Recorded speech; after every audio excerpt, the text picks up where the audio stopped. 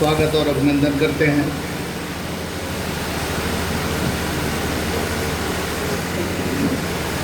माननीय नवनिर्वाचित उपाध्यक्ष पंकज मिश्रा जी का हार्दिक स्वागत और अभिनंदन करते हैं। मंच पे आसीन हमारे सारे साथी और भारतीय जनता पार्टी के सक्रिय कार्यकर्ता सभी का स्वागत और अभिनंदन करते हुए हम एक संदेश ये देना चाहते हैं कि जब जब प्रदेश में कोई क्रांति की बात पैदा होती है तो निश्चित ही महिलाओं का प्रोटेक्शन या महिलाओं को आगे बढ़ना पड़ता है, चाहे वह देश की लड़ाई रही हो, चाहे वह सार्वजनिक हो, चाहे वह न्यायपालिका में हो, चाहे गरीब किसान और जनताओं की रही हो। ऐसे में हम ये कहना चाहेंगे कि हमारे माननीय सुष्मिता राघव जी का राष्ट्रीय अध्यक्ष जितेंद्र कुमार सिंह ने जो भी निर्णय लिया है 6 महीने के अंदर में बहुत ही प्रशंसनीय है।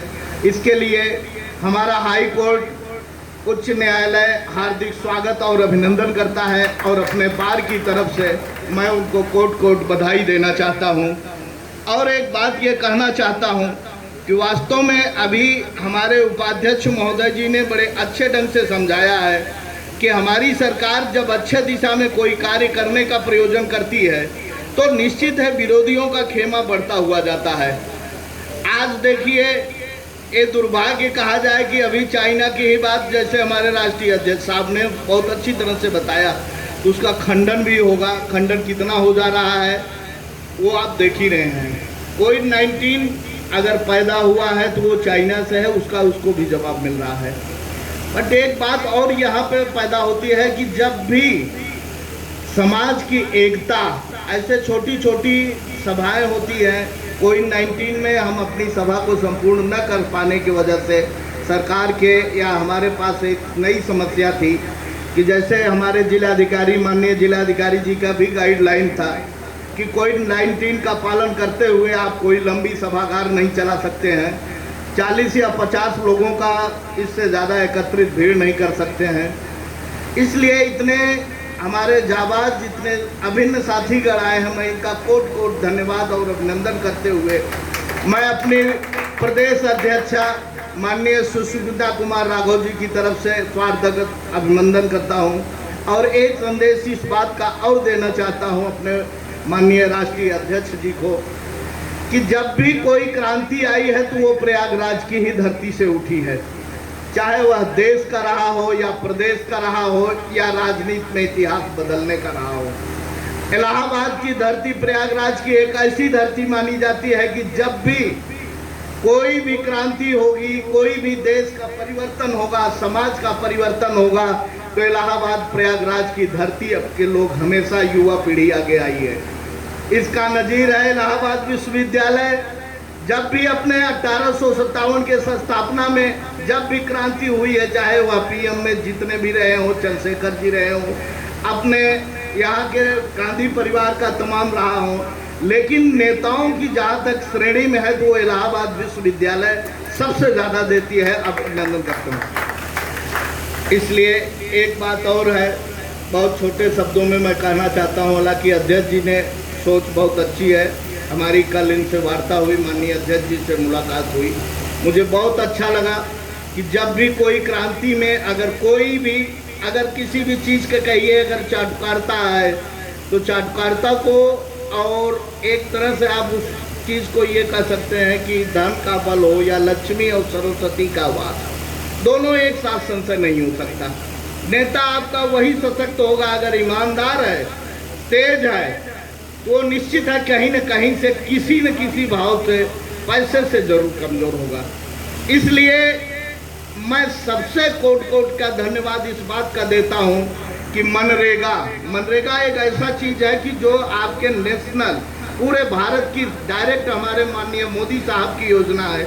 और इसमें उत्तर प्रदेश आपका प्रदेश में मैं एक बात और ये कहना चाहता हूँ कि सबसे बड़ा प्रांत है, और इसमें अगर प्रदेश अध्यक्षा का काम चुना है उन्होंने माननीय सुष्मिता सिंह राघव जी को, तो इसके पीछे भी कोई रहस्य है। जैसे मजदूर अगर काम करने गया है, या हमारे जैसे अभी माननीय राष्ट्रीय अध्यक्ष महोदय जी ने कहा कि प्रदेश के जितने ग्राम प्रधान लोग काम कर रहे हैं, ग्राम प्रधानों पर कहा गया कि भाई अगर उनको सुधार के काम करना है, उनको देखना है कि हमारा विकास किस तरफ से जा रहा है। ऐसे में जो उन्होंने अध्यक्ष बनाने का, प्रदेश अध्यक्ष का काम किया है, ये बहुत ही सराहनीय कार्य है, ये छोटा कार्य नहीं है।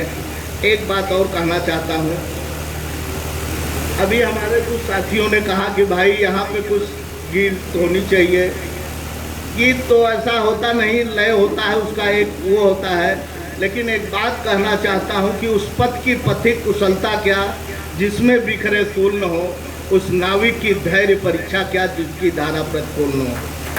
हमारे माननीय सुष्मिता राघव जी को मैं आज नहीं, बहुत सालों से जान रहा हूँ।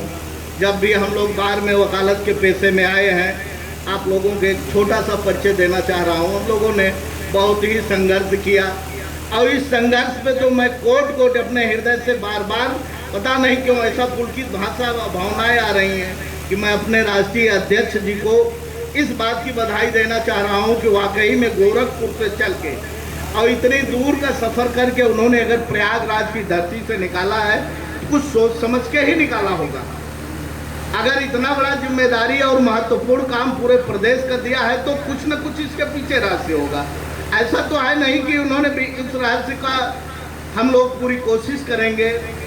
बात बीच में हमारे राष्ट्रीय अध्यक्ष महोदय जी का गाइडलाइन भी रहेगा, क्योंकि उन्हीं के दिशा निर्देश पे हम लोगों को प्रदेश के संगठन या प्रदेश की क्या गाइडलाइन आ रही है।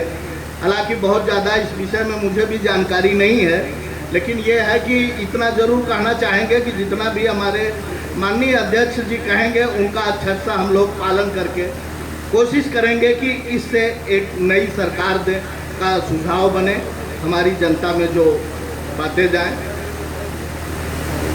इसलिए इन सभी बातों को समाप्त करते हुए मैं ये चाहूँगा, अपनी बारी को समाप्त करते हुए सभी को धन्यवाद।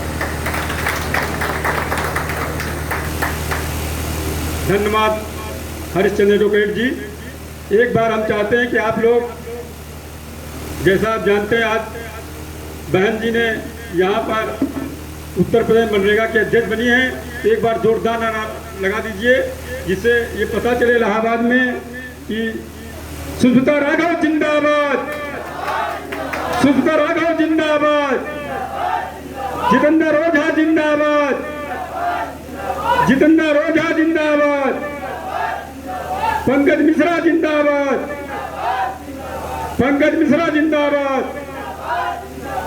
हम धन्यवाद देना चाहते हैं आज इस मंच के माध्यम से जो हमारे भाई लोग यहाँ पर आए हैं, जिन्होंने मेहनत करके आज का कार्यक्रम सफल बनाया। सरकार अली जी, अमित यादव जी, सुधांशु मिश्रा जी, आर.के. यादव जी, कुणाल सिंह जी, सुधांशु मिश्रा जी, मंजीर भाई, अंजू वर्मा, रितु यादव, जाहिद भाई, विकास सिंह, परवंजू एडवोकेट जी, आलम भाई, शेर अली भाई, महेंद्र सिंह, शशांक भाई, अशोक भाई, हरिश्चंद्र एडवोकेट भाई, प्रदीप सिंह जी, अरविंद जी, हम सभी को, और जिनका नाम हम नहीं जानते, सभी को हम धन्यवाद देना चाहते हैं इस मंच के माध्यम से कि आप लोग यहाँ पर आएँ और आज का कार्यक्रम सफल बनाएं।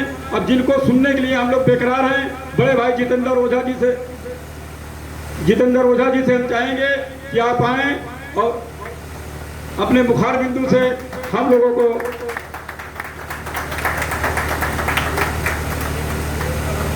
हमारे बीच में सुनील भाई आज